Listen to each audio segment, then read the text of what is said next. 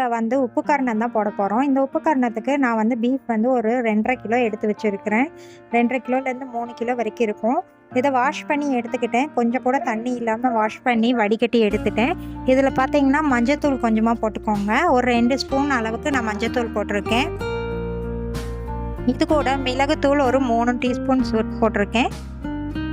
உங்களுக்கு காரம் தேவைன்னா இன்னும் கொஞ்சம் கூட போட்டுக்கலாம். அது கூட உப்பு வந்து போட்டிருக்கேன். உப்பு போடும்போது கல்லுப்பு போடுங்க, அப்போ தான் நல்லாயிருக்கும்.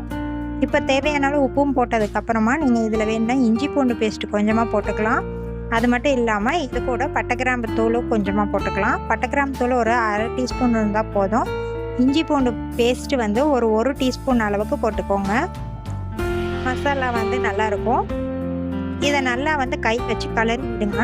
இதில் கையில் தான் கலரணும், ஸ்பூனில் கலருனா எல்லா பக்கமும் மசாலா ஒட்டாது. ஸோ அதனால நீங்கள் வந்து நல்லா கையில் வச்சு பிசைஞ்சு விடுங்க. எல்லா பக்கமும் மசாலா ஒட்டணும்.